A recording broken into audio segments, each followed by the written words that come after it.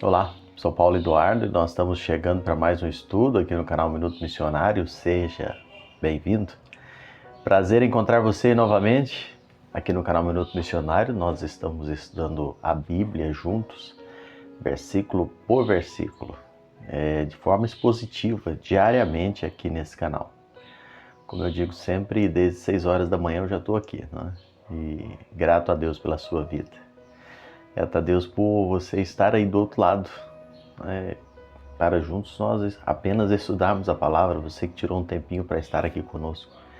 Sou grato a Deus porque eu entendo que esse tipo de conteúdo aqui, ele não atrai multidões, não viraliza, porque é feito de forma muito simples aqui, mas com um objetivo muito claro: prezar pelas Escrituras.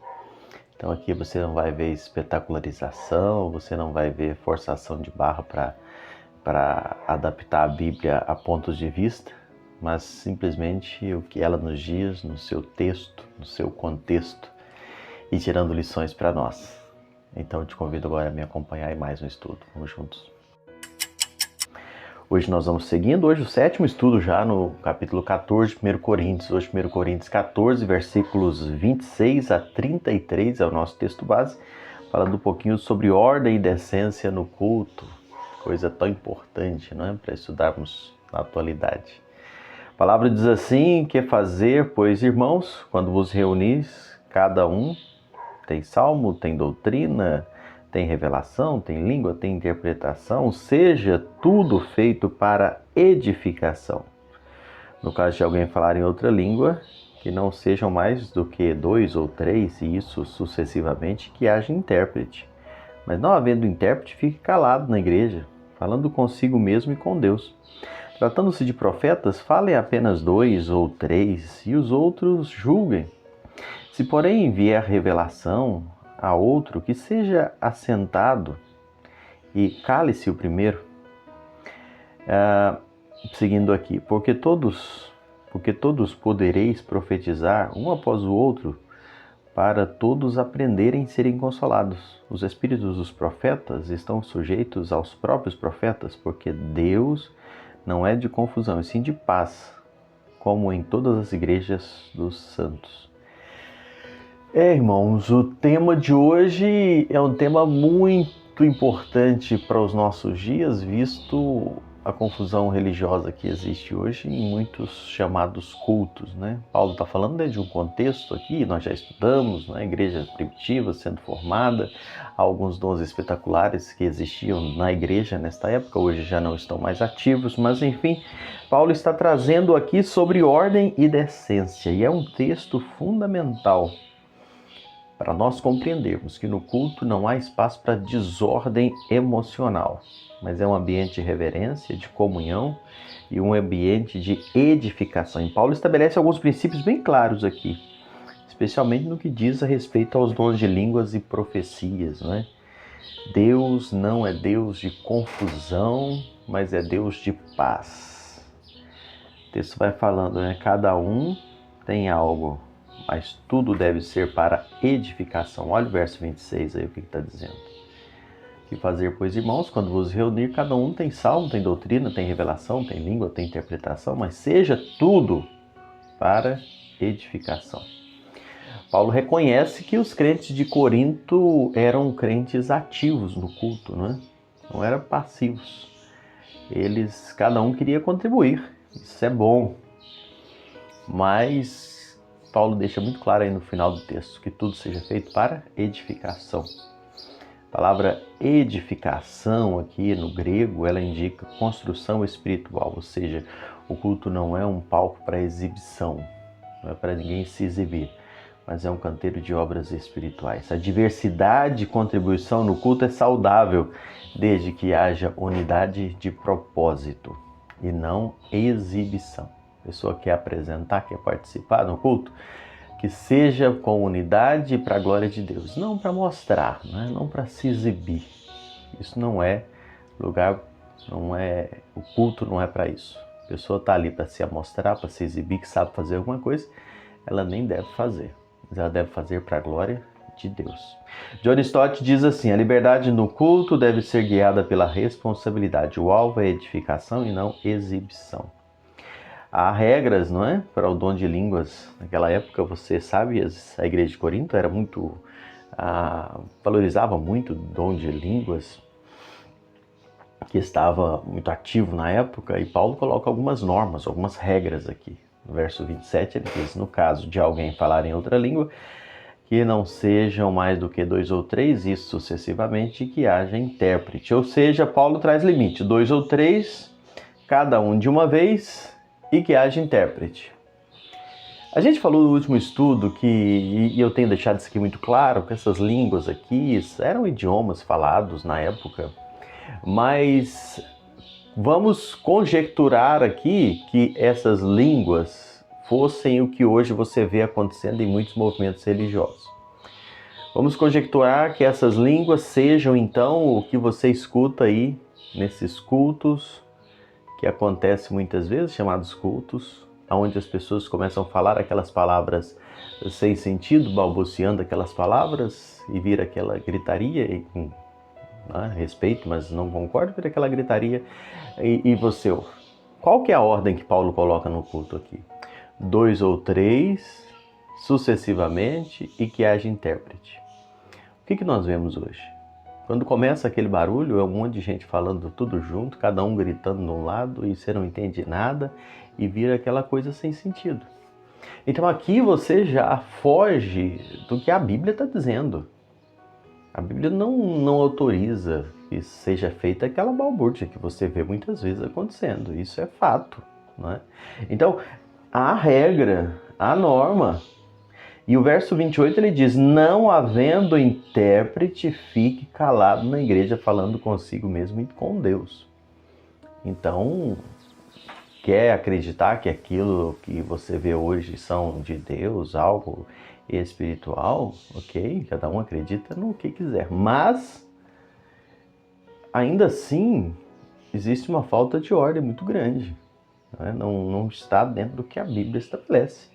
Algo muito importante para esclarecer, e eu preciso deixar isso muito claro. O dom de línguas mencionado por Paulo não é aquele som místico inteligível ou ininteligível, né? Que ninguém entende nada que está acontecendo, como muitos praticam hoje. Era aquela capacidade sobrenatural de falar idiomas, conforme nós vemos muito claro lá em Atos 2, quando os apóstolos falavam em línguas conhecidas por estrangeiros presentes em Jerusalém. Eu tenho dito todos os dias, mas talvez tem pessoas que não acompanham diariamente. Era como se uma pessoa começasse a falar japonês dentro do culto e nós estamos aqui. Então, ela estava falando em japonês para que algum japonês estivesse no culto e ele entendesse. Agora, se não tem, precisa do intérprete. Se não tiver intérprete, não tem nenhum sentido aquelas línguas estranhas. Aquilo não vai ser para edificação mútua, para edificação da igreja, que é o que a Bíblia diz no culto. O que vai ser falado no culto precisa ser para edificação. Essas línguas eram usadas para comunicar o evangelho com pessoas de outras nações. Mas caso estivesse alguém presente, mas não tivesse intérprete para traduzir a congregação, que ficasse calado, que não falasse. O dom de línguas era evangelístico e não era místico, como nós vemos hoje. Eram idiomas reais usados para alcançar os perdidos, e não para confundir e escandalizar, como a gente vê hoje. William MacDonald, ele escreve assim: o dom de língua sem interpretação é como a mensagem sem tradução, não comunica, apenas confunde. Paulo coloca as regras também no dom de profecia, né? O verso 29, tratando-se de profetas, falem apenas 2 ou 3 e os outros julguem. Paulo coloca regras aqui também. No máximo 2 ou 3 devem profetizar, os outros devem julgar ou analisar ou avaliar à luz da palavra de Deus. O verso 30 ele diz: se porém vier revelação, outro que esteja sentado, cale-se primeiro. Isso mostra, mais uma vez, que o culto deve ser dinâmico e ordenado. A profecia deve ser feita um após o outro, com espaço para discernimento. Porque o verso 31 diz assim: porque todos podereis profetizar um após o outro, para todos aprenderem e serem consolados. Ou seja, ensinar, trazendo conhecimento bíblico, e consolar, trazendo esperança e encorajamento. Precisa haver uma ordem. Não é todo mundo falando ao mesmo tempo. Não é todo mundo gritando ao mesmo tempo, que ninguém entende nada. Eu espero que você esteja compreendendo bem como Paulo traz as normas para o culto cristão. E como isso, infelizmente, anda distante em tantos movimentos religiosos hoje. Como isso anda distante. As coisas precisam ser feitas com ordem. E sabe o que mais me intriga? É que às vezes igrejas sérias, que tratam a palavra de Deus, o culto, com ordem, com decência, muitas vezes é chamado de mortas, de frias. Porque é uma igreja morta, é uma igreja fria, porque eu não sinto, é uma igreja muito calada, muito parada. Mas será que não é uma igreja que está seguindo o que a palavra está dizendo, o que a ordem bíblica está dizendo? A gente precisa avaliar, sabe? E não ser levado por esses momentos emocionais que mexem apenas com a emoção. Nosso culto a Deus precisa ser um culto racional, pensando e entendendo o que nós estamos fazendo. A carta de Corinto é muito rica para a nossa vida cristã, para o nosso entendimento do que é de fato ser cristão.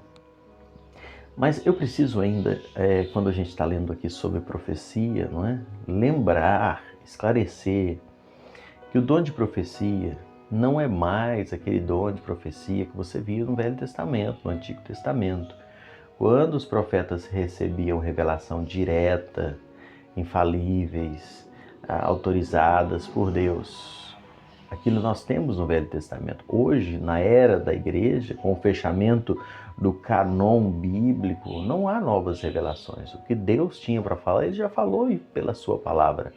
Então, hoje, quando há essa profecia, ela nada mais é do que uma pregação fiel e expositiva e aplicada das Escrituras. O que é uma profecia hoje? É você falar o que está na Bíblia, é você trazer a palavra de Deus. Essa é a profecia dos nossos dias. Hoje, profetizar é expor com fidelidade a palavra de Deus, é explicar e aplicar as Escrituras ao coração. John Stott, ele afirma assim: a profecia é a voz de Deus ecoando nas Escrituras, aplicada com clareza e poder. A profecia é a palavra de Deus com poder e ternura. Ela ensina e ela cura. Então, que possamos entender isso, não é? O que é a profecia dos nossos dias. Não é aquele negócio do eis que te digo, ou a pessoa está num culto e de repente começa a mudar a expressão e começa a falar como se Deus estivesse mandando uma profecia. Não é isso, profecia para os nossos dias. Verso 32 do nosso texto aqui: os espíritos dos profetas estão sujeitos aos próprios profetas. Paulo afirma que o profeta tem controle sobre a sua fala. O profeta tem controle sobre a sua fala. Não existe esse negócio de arrebatamento incontrolável num culto cristão.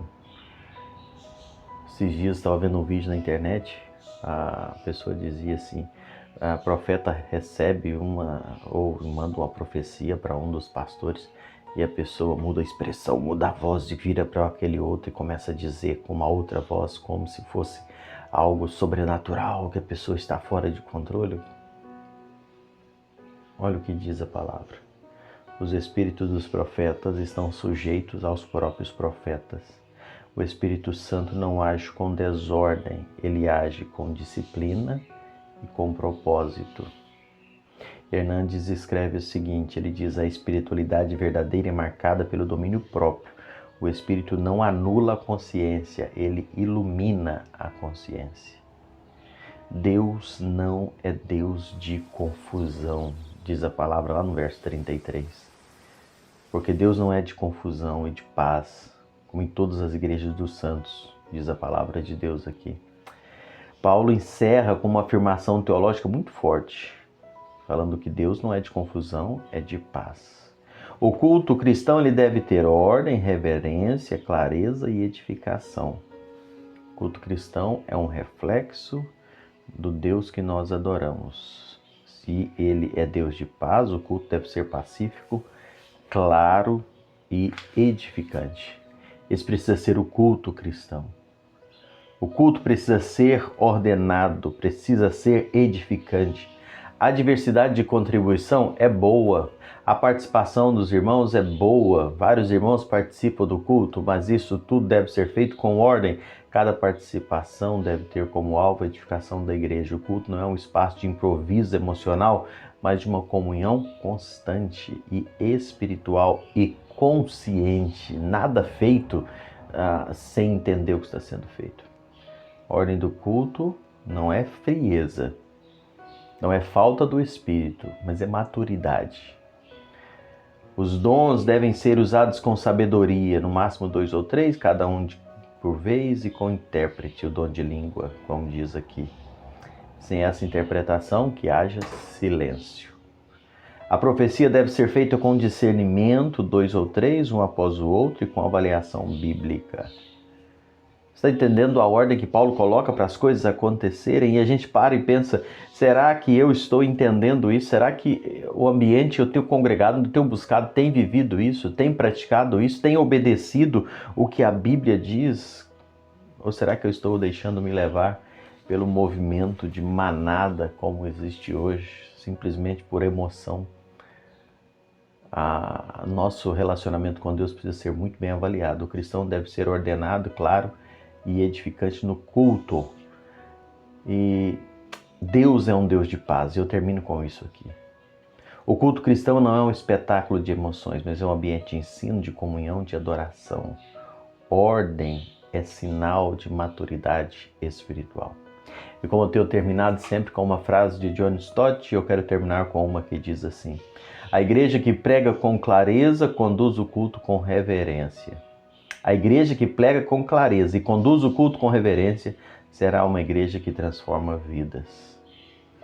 Que o Espírito Santo nos ensine a viver cultos que glorifiquem a Deus, que edifiquem os crentes e alcancem os perdidos com clareza, poder e ordem.